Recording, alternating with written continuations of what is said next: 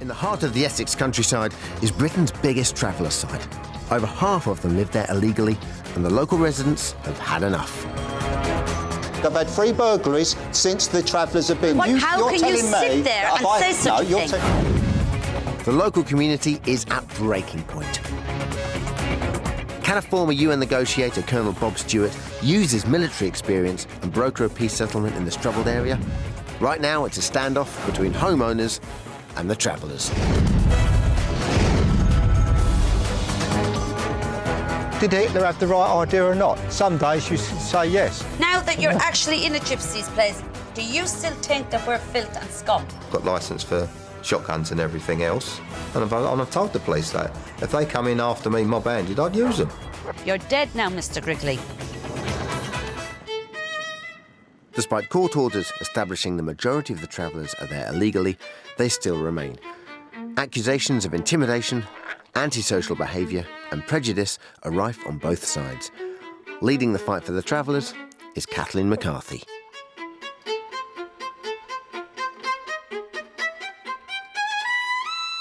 I have running water, I have a flushing toilet, and I have electric, can turn on my telly or my electric kettle whenever I want. That is luxury to us people.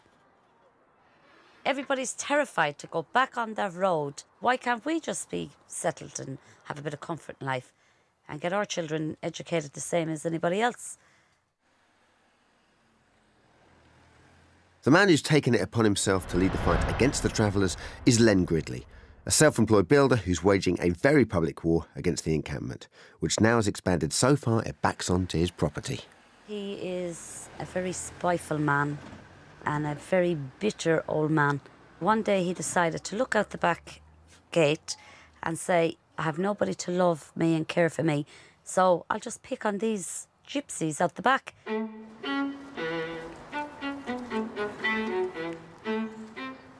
There's only one other person that I have ever known treated people like him, and that was Hitler. Go on, where you go? Go on. 46-year-old Len has lived at Windy Ridge, a 4-bedroom detached house, for over 15 years. Len claims that he's been forced to turn his home into a fortress and that its value has plummeted. It's an insult to call them gypsies, and it's an insult to call them travellers. I'd call them immigrants breaking our laws, and they shouldn't be allowed to get away with it. I don't want to build my place like a prison camp. I'm in the green belt, but I've got to because of them, to keep them out. Len's main issue with the travellers are noise pollution and fly tipping. But recently, he's received several death threats. I've got licence for shotguns and everything else, and I've told the police that if they come in after me mob-handed, I'd use them. No, if they do start things like that, I'll let them destroy it tomorrow. I'll burn them out. For the Colonel, it's a classic conflict. Two entrenched sides unable to see any possibility of a compromise. I don't trust them. I don't trust what they say. The only way I can find the real situation is to get on the ground, meet people, actually get their view of what's happening. I'm going to do my very best. These people don't realise that I'm not just a pretty face.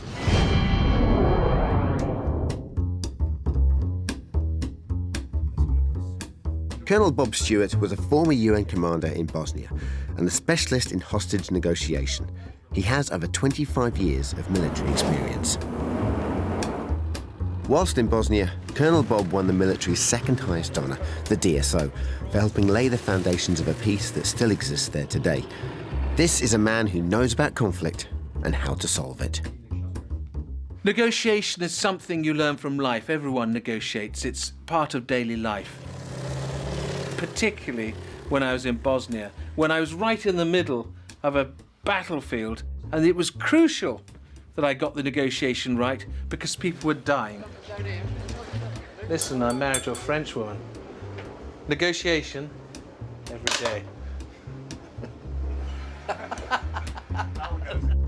I want to challenge where it's a real problem. I want to make a difference. If I do that, if I really do that, I will be highly satisfied.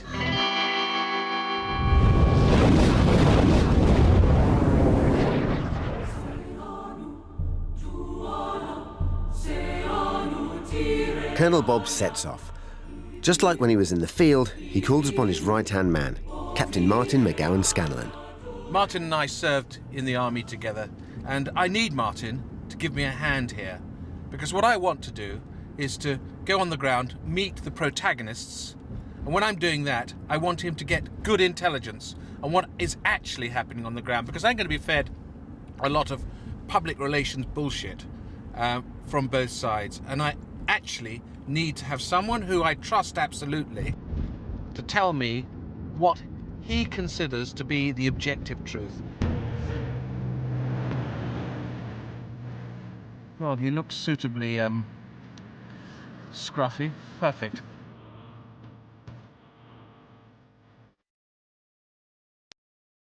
Martin. Hey Bob, how you doing? Get in. You okay? Yeah, I'm fine. You look as ugly as usual.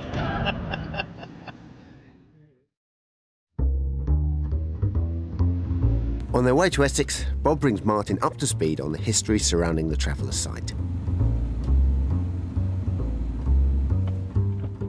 He then outlines Martin's task for the conflict, primarily information gathering.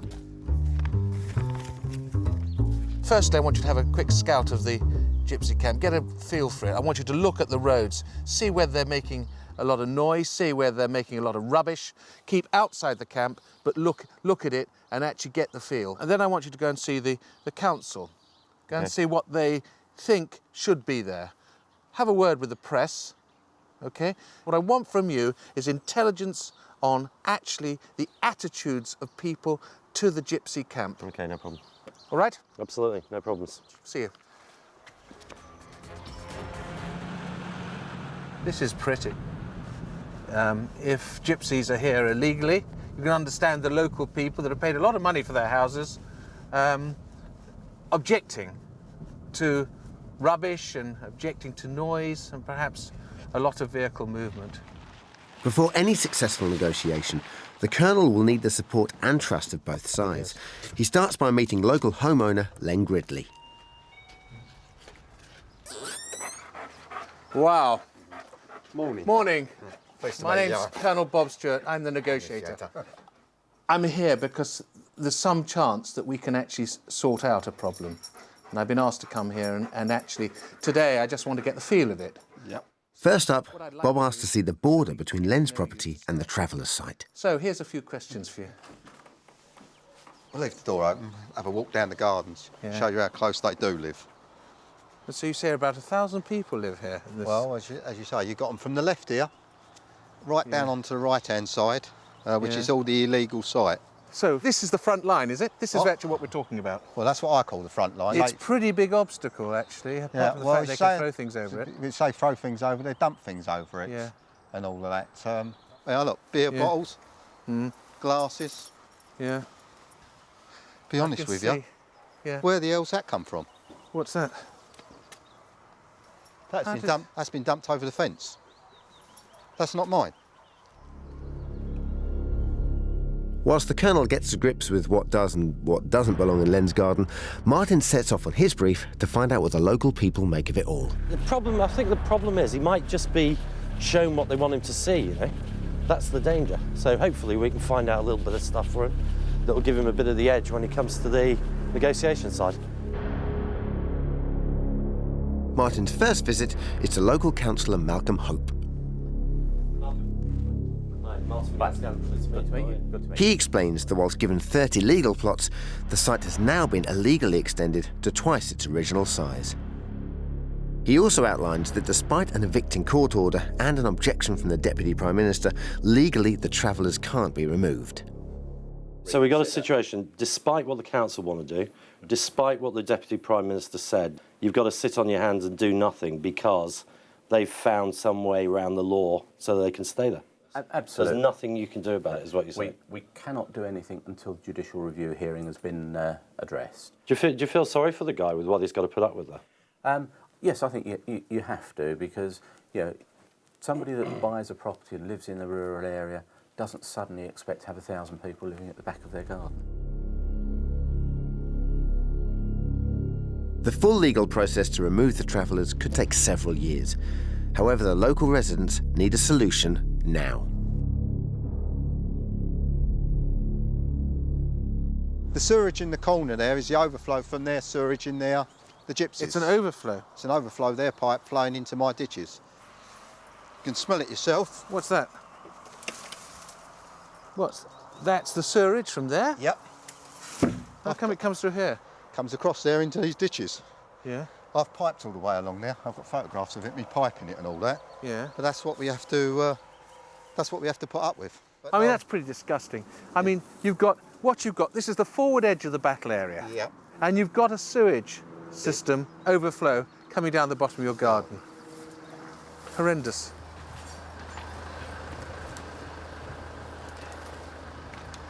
Our friendly Mr. Sheridan, another one that gives a regular abuse in the lane and all of that. And how would you defend yourself? I defend myself to my best abilities. If it means firearms it will be. Things are looking ugly. Meanwhile, Martin McGowan Scanlon has been doing some digging. He's managed to arrange a meeting with one of the male members of the encampment. Hey, John. I'm Martin. Pleased to meet you. How are you doing? It's all very tense, and they're reluctant to appear on camera. Okay, yeah. So you just give us a shout and tell us when you're ready, and then I'll start off. Unbeknownst to Martin, it's the very same man who was recently staring out the Colonel. I don't want to get us evicted from our homes, and we've nowhere to go. I don't want to send a bailiffs off, and we've nowhere to go. Okay, but I mean that's one part of it, isn't it? I mean, it's been also this problem with Len, isn't it? Well, he's got a figure of speech. Everyone said, you know what I mean.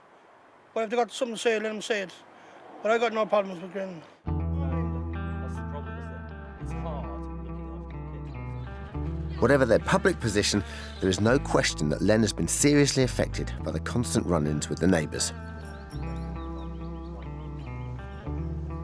Have you ever tried to do yourself in? It's got very close to it. If anything happened to me, the gypsies would never be there tomorrow. Yeah. I've made insurance policies against that. In what way? Terrorists coming in and just blowing the sites to Kingdom Come. Terrorists. So you know terrorists? Oh, yes. You're not pulling... No, that's an actual truth. Threats don't bother me, you know. Well, they do, actually. But if threats didn't bother you, wouldn't have a friend there, you wouldn't have a dog that would attack them, and you wouldn't be talking about suicide bombers coming in from presumably Lebanon, which is rubbish. No, you know, it it's isn't. rubbish, Len, come on. No, it isn't. The suiciders are sitting in Tenerife. That's What are they doing, on holiday? Yeah, they're on holiday there. Are they on a deck chair, do you think, these guys? They're just sitting there waiting for the call? No, they're working out there at the moment. Ah, fine. The situation is escalating, and things haven't been made any easier by a recent tragedy, when 2 travellers died in a house fire, just after Len had agreed to have his picture taken with them for the local newspaper. Martin meets a local journalist and discovers that a major part of this war has been waged in the media. Not just the local paper headlines, but also in TV reports. Many residents are too frightened to speak out for fear of reprisals. Well, I will mess with you, Mr. Ridley. Once I go, you go. And that's for a fact. And Mr. Gridley doesn't exactly get on with his neighbours. If I saw a gypsy caravan with kids in it, I'd let it burn. Now, I couldn't care about them no more. Whilst Martin continues his research, the Colonel makes sure Len agrees to a day of head-to-head negotiations.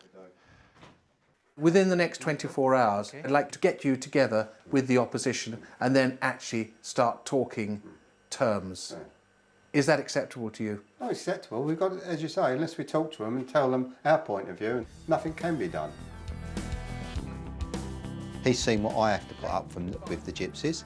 Now he can go and speak to the gypsies and see what they say about me and what they have to put up with from me and the rest of the residents. I think it needs to be an ex-soldier man to go down on that site. I call it Mini Beirut down there. Well, that's Len. What's clear is that this man may well be prepared to compromise, and that's good, because if he's prepared to compromise, I can probably get a deal from him at least, and that's the way forward.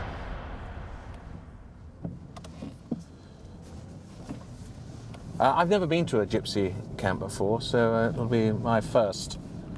We're going to see Kathleen, who apparently is the leader of the gypsies, and on the map, this is the way.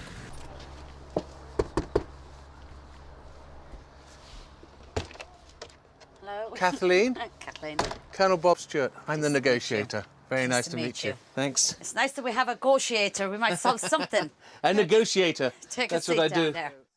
Let me just say, I don't want. After exchanging pleasantries, the Colonel gets Kathleen's views on Len Gridley. Len fights with us through publicity, the media, newspapers. But the more he decided to talk about us and bring hatred against us, the more it really did become that. He is spiteful, jealous, and bitter. Kathleen takes Bob on a brief tour of the site, taking in some of the bigger houses. Is this one here? Oh, wow.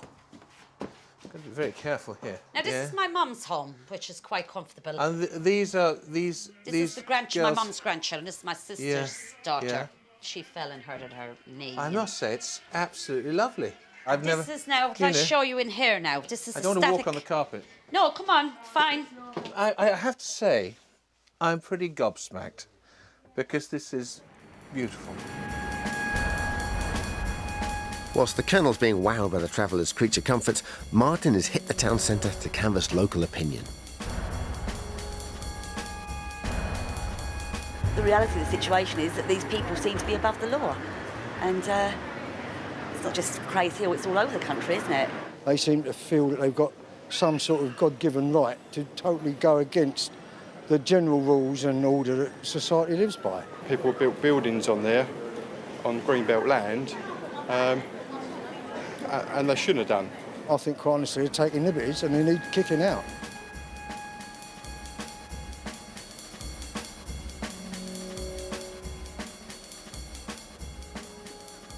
Do you pay council tax? We do. You do? Yes, we have all the proof for that. Yeah, so everyone pays council tax? Everybody pays council tax here. We pay road tax. Yeah. We pay insurance, like they say we Yeah. don't. We pay... I think the problem here is that they don't like gypsies. That's the main problem. When somebody is saying things that don't happen, it causes the problems. This is the bathroom. It's not really what you call large, but to us, this is everything. You know what I mean? Yeah. It has the sink, it has the toilet, the flushing toilet. It has everything, you know what I mean? So... Len claims it's the travellers flushing toilets that is causing the sewage problems. He's demanded the council get involved and work out who or what is causing the overflow to the system, but to no avail. What happens to the sewage from this place? Same thing that happens to Len's. Len is no different to us. We only all have sump tanks. What happens when it overflows and where does it go? The overflow is all connected. I don't know where the overflow goes, sir, and I'm not going to tell you a lie. Meanwhile, Martin takes a trip to an estate agent to see if Len's claims that his property is being massively devalued are true. Let's just give me an example, for instance, 4-bedroom detached house. If you had to sell it now, it backed onto the encampment, what sort of price would you expect to get for it? Well, we've got one down there at the moment, it's up for just under 500,000 with land that actually backs onto it. Right. But when you go there, you're already going to have in your mind a figure of less than you would perhaps value it for otherwise, aren't you? Well, no, I think the figure will be okay. It's just not going to be as saleable. He's not going to have maybe 20 or 30 people look at it straight away. It's going to probably suit the right sort of people. So you reckon the price is going to be right? The price will be the same, but it won't just take longer to sell. Take a little bit longer to sell. Martin has completed the fact-finding and Colonel Bob has persuaded Len and Kathleen to participate in a day of discussions. Very pleased to meet you. It was an honour for you to come and visit us. It was my pleasure. The negotiation is on. He seems to be a very decent man that won't take no side of the story, but he will judge us as he sees us. They think they're right, we think we're right. We haven't broken the law, it's them that have broken the law. There may be no compromise, it may be just them and us.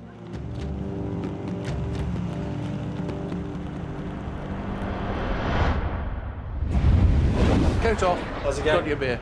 About time. Yeah. That evening, the Colonel catches up with his former captain, and over a pint, they discuss the intelligence gathered over the previous 24 hours. OK, well, I found out a lot of things. I mean, I started off talking to the leader of the council and... Martin explains that some of the travellers on the site are there legally, but over half are not. He tells the Colonel that the majority of local people are unhappy with the size of the encampment, but he also explains that the effect on house prices has been exaggerated, and the main problem lies with the people's perceptions of the travellers' site. The fact is, there is a gypsy site there. It's always going to be there, forever and ever. The whole issue is not about, oh, we're going to get all these people moved on. There will still be 30 pitches left. They're going to be there. We've got a classic problem here of totally different approaches. Two communities. Both are fearing for their homes. You and I both know why people fight. In the end, it's to defend their homes, their families. On the one hand, you get local residents who watch the quality of their life go down markedly because they're frightened. On the other hand, you have the gypsies, whom most of them seem quite decent, and without realising it often, they're actually coercing the local people. And some of the things they're doing are pretty antisocial. Overall, is the misunderstanding on both sides? The answer is big yes. And perhaps that's where we can start tomorrow. I've designed the setup for this negotiation with each side sitting on stools and me standing, because I want to be mobile and I want them to face one another. I want to try and get this out in front of the other side, because only if they do that can we then start to find a resolution. A bit nervous now, yeah. To tell you the truth, I'd be a liar if I said anything else, standing outside the church. Yeah, I'm a bit nervous, but I think it'll be all right. I've spoken and phoned to about half a dozen residents in the road and in the village. Different questions they want me to ask this woman today, and see what her replies are.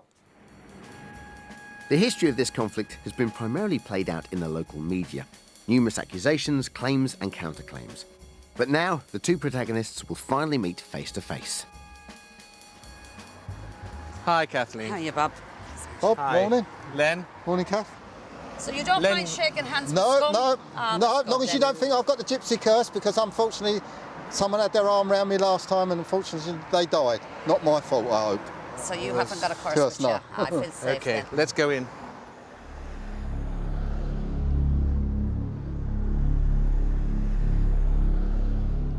What I want to do now is to actually do the negotiation.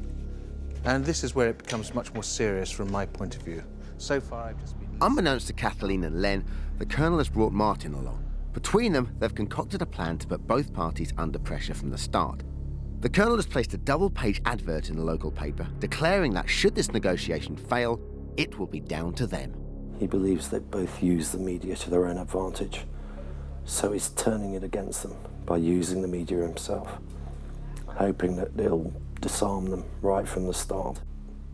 What we intend to do is to take out a full-page, double-page feature in the Gazette, but we're actually naming you. You see here, Len, your name, and Kathleen, as representatives of both sides of the argument. And we're going to put that into the newspaper this week. At a stroke, the Colonel has taken away the main way the two parties have previously waged their war. It's a tactic he hopes will focus their efforts towards reaching a resolution. The next thing I want to do is I want to actually ask each of you to talk to the other and tell the other person, we'll start with you, Len, what really makes you mad, and I want you to say it straight now to Kathleen. I think the first thing that makes me mad and the village is the sewage problem we've got in the road. Where is all the sewage coming from and where is it all going to? The constant tooting of hooters down there. It's night and day, 7 days a week. There's so many issues that people have burnt, the fly tipping in the road and the rubbish that's chucked out the windows. It's not come from the residents. The road used to be completely clear and the residents haven't changed. Anything else you want to get off your chest? Nope. OK, so that's it. Yep. Your statement is over. Yep. Good. Kathleen, your statement, please. Well, first of all, I'm going to say what I don't like about you, and then I'll go on from that. Here's the personal attack now. What I don't like about you, you're a selfish man. You think of nobody but yourself, right? You're lonely, you're sad, and if you could get a life and a partner, you'd see how happy life could be. Now, the fly tipping, your biggest issue is the rubbish. Ye live on the road where the rubbish is, not us. Ye live on it.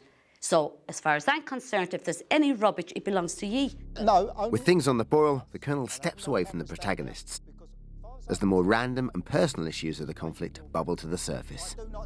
I've never done that. You've got to get it out before you can move forward. That's why Bob hasn't interrupted. They step back out of it. That's the technique he's using at this point. Let him get on with it.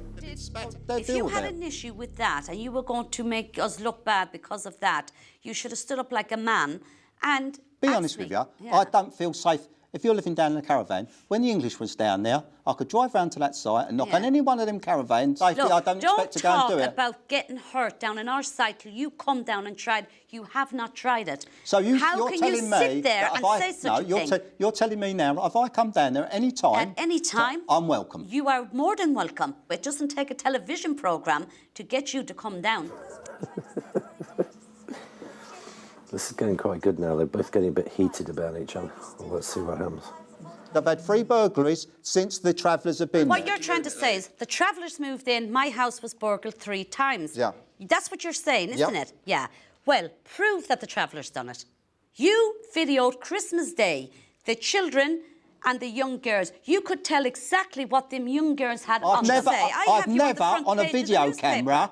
I have you video on a in newspaper. Video in children. I have it. You said the young girls was dressed up as Merry Christmases. Stop. No, I did not say that at all. Stop. Okay. Enough. Okay? Yeah, it's going around in circles now, so Bob's just bringing it back to earth. I'm really glad we've got everything out into the open. What I want to do now is to get you to look outside the box and then actually think where we go from there. Agreed? Agreed. Agreed? Good. That was clearly not as fiery as it might have been. I'm very pleased by that. Now what I want to go on to do is to get each side to look at the other person's point of view, how they see the conflict, because that will help them when I come to actually push them together next time and try and get some kind of compromise. Phase 2 of the negotiation. For this stage, the Colonel is going to split the protagonists up.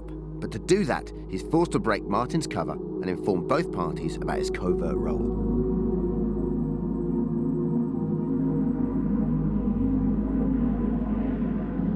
Kathleen, you know I wanted to show you the gypsy site from a different perspective. Well, I meant that literally. To do that, I'm going to put you into a helicopter to look. Don't worry. First time for everything. Don't worry, it's great fun. Yeah. And I'll send Martin along as well.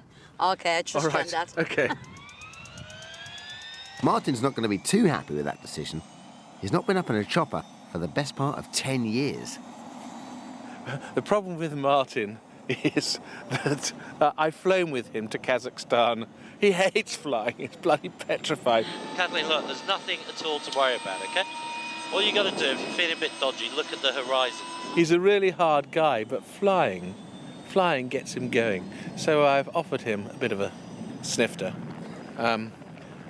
He's rejected it, so I'll have to drink it for him.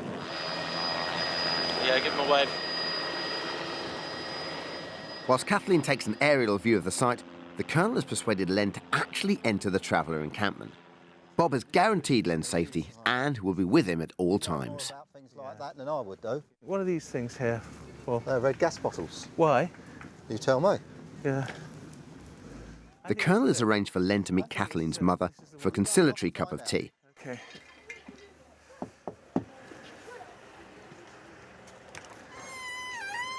Kathleen's mum? Yes. I'm Colonel Bob.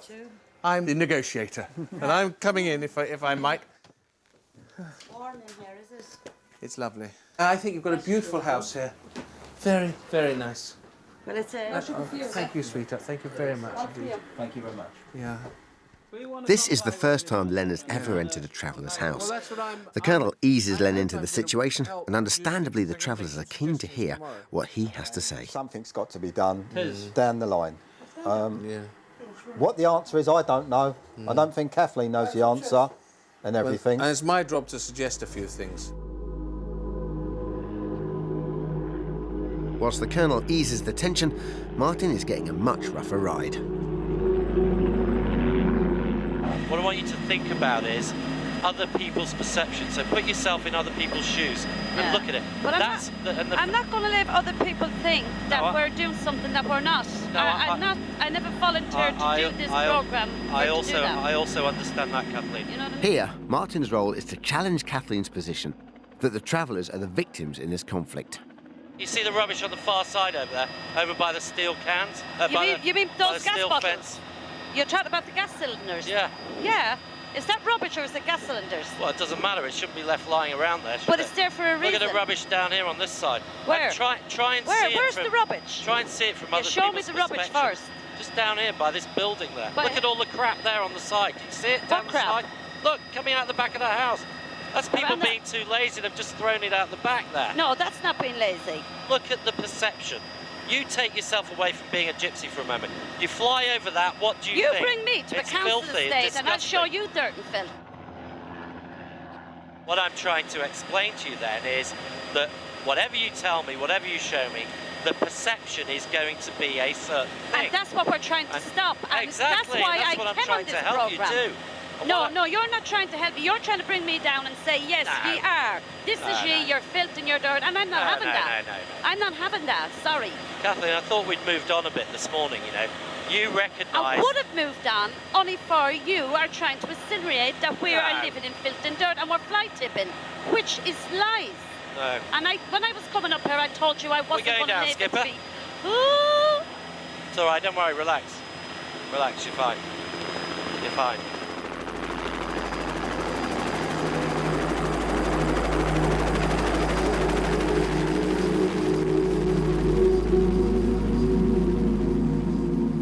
We have dignity, we have respect. Not like people is making out, keep showing, look, there's dirt, there's dirt. Yeah, so what? It wasn't filth and dirt that we were gathering up and we were thrown outside Len's house or anybody's house. I'm not going to let people think that we're filth and dirt when we're not. I'm sorry, but I'm not having it. Kathleen's clearly unhappy. Bob had hoped that the helicopter ride would have made her see things from the residents' perspective. Big mistake. Whilst the Colonel has done a good job building bridges between Len and the travellers, he's completely unaware that Kathleen is in an almighty rage. Right then. Oh! So you had a cup of tea, did ya? We did. We met your mum. That's fine. You're going to come sit here? So you're all right now, Mr. Grigley? Yes, How's yes, things I've looking had- for you? I've had tea as well. You still think we're filth and dirt? Scum. You haven't seen my place. You would call me worse than that. Yeah, but I wouldn't say you. But what I'm trying to say to you, now that you're actually in a gypsy's place, do you still think that we're filth and scum? I've never thought that any gypsy feel for scum. I know the gypsy way of And why life. did you say we were? I've never said that to your face. I have it where you said that you couldn't think of anything else but scum. We were scum. And if I have done You that, said that I'll in say it the on pub. camera. You said it in the pub with all your friends, and I have you. Now, wait a minute, shush, Lorraine. Plus the fact you're training your dog to hate us, as well as yourself. Now, do you still think that we're filth and scum? No, what you I called don't. me. No. Thank you very much. I'll say it on camera. If I have said it, I apologise to you. Well, you did say it, You because know, I have it on tape. Kathleen, Yes. he might have said something he didn't really mean, even at the time. And lots of us do that, including me and probably you and Len. The Colonel's hushed tones have calmed the situation. So much so that Kathleen decides to give Len the guided tour. Yeah. Right, I want to show you. Now, we put our rubbish in here in black bags, right? We don't open that black bag and take a nappy and run down to Oak Lane and chuck it in anybody's garden. Do you honestly believe that we, that's trying so hard, spending a lot of money trying to get staying here, that we're going to get rubbish, go to Oak Road and tip it where ye can see it, take pictures of it and send it back to the council? Now come in, I want you to see my caravan. It's not much. I'm not posh like these now. Well. But I survive in here. As you can see, it might be the best in the world, but it's tidy. Yeah. It's as tidy as I can keep it. Tidier than my house. Now, have you seen enough for today? I've seen enough today. I want to go as far as bingo. After a brief wobble, the peace process appears to be back on track. This has been a fantastic day. What we've done is brought both sides together, the representatives of both sides. They've had a go at one another, which is great. They've got their grievances off their chest. They've said it openly and clearly. And at the same time, each side has had the chance to say, that's wrong, that's a mistake. And actually, we've also got some agreement that mistakes have been made and things can be put right. I think that's a fantastic result for this day as the negotiator.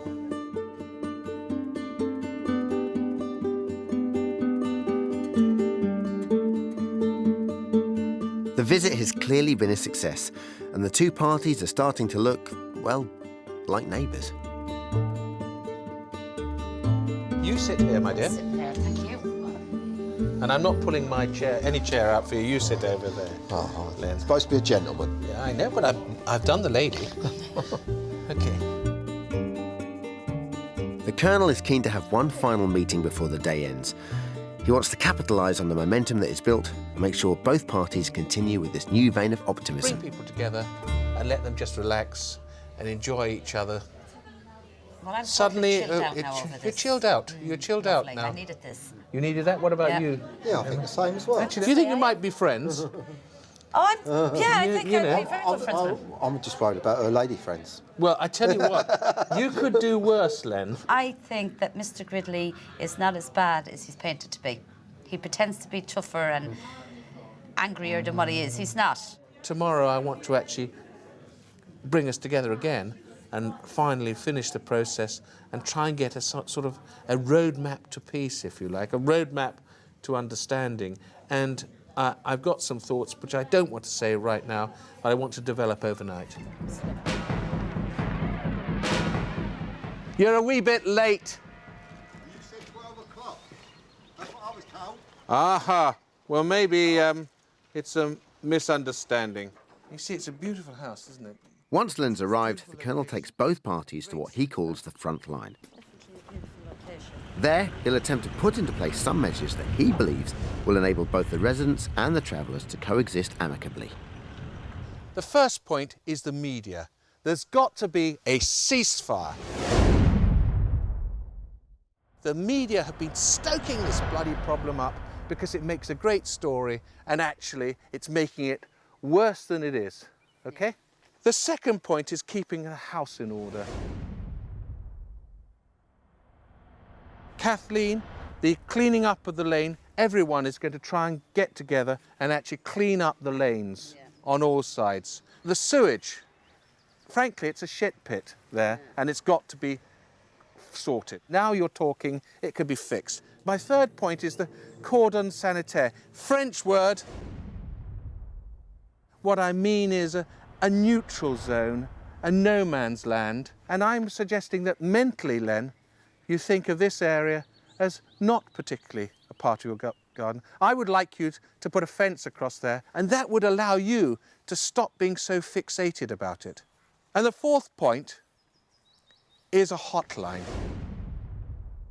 When there is a complaint or a whinge or something from the settled community, he can ring you. And if you have a problem, you can ring Len. Communication between you two, call it a hotline, is very important.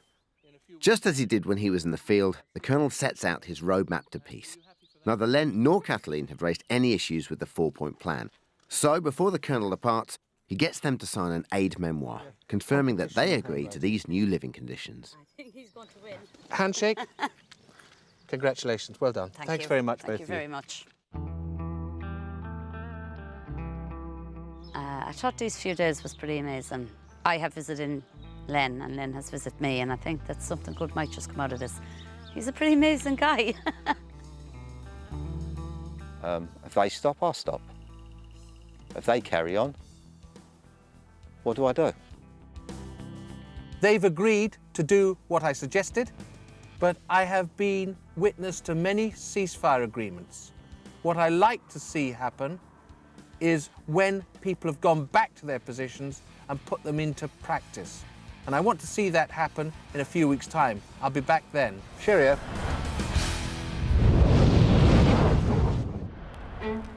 With the Colonel gone, the two parties are left to interpret his roadmap to peace for themselves. Len cleans up and prepares to build his cordon sanitaire, whilst Kathleen tries to bring her own version of the highway code to the traveller site.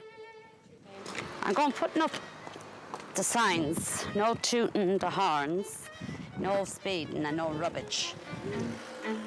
The next day, Len re-enters the traveller site to talk about solving the sewage problem. What happened was, when the film crew were there the other day, they said, "What's the smell?" And I said, "This is the smell, it's a sewage problem down here." And even places a call into Kathleen to discuss the media blackout. Hello, Kath. It's Len up the Windy Ridge.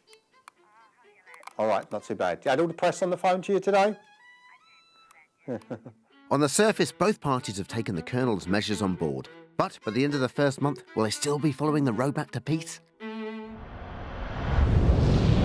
hopeful that the tension's gone down a bit and there's a line of communication at the very least, and that some of the measures we proposed in our 4-point plan have actually been carried out. Fine. Len, of course, you remember. Len, pleased to meet you. Come on in. Let's go in. Mind the dogs now. Take no notice. The Colonel's aim is to actually find out what's been happening in his absence. Show the leg over now, Bob. So we're in the position that there's been some cleaning up, the tooting's gone down, there's much more courtesy on the road. Len says people are being friendly and that sort of thing. From both sides, they're starting to come friendly as well now. Well, that's great. That's one thing. You haven't fulfilled one thing. What is that? The sewage. That is a raw, open sewer, and it's got to be sorted. I want it to happen, Kathleen. Yeah. It's got to happen, because that's part of the deal. The one point that has gone slightly wrong, and I'm amazed that we've only got 1 point, is this matter of sewage. But I'm so thrilled to hear that the relationship between the two communities has got much better. Thank you very much for taking part, and I hope the results of all your work end with everyone in this community beginning to trust and enjoy having people around them who are not quite like themselves. Thank you very much. Thank you for your time as well. And it was a pleasure and an honour for you to come down to the Gypsies. No, it's lovely. my Thank honour. you very much. Fantastic. That was really a result I couldn't have dreamed about when I started this project. We've got the local communities talking to one another, the local communities trusting one another. I'm really quite pleased. Mission is accomplished.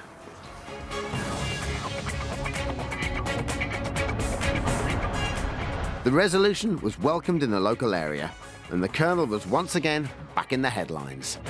Now, 3 months later, both sides are still on good terms as they await a ruling from the appeal court. But Len is delighted. Noise and fly tipping are down by 75%. The Colonel leaves, smelling a distinct whiff of success.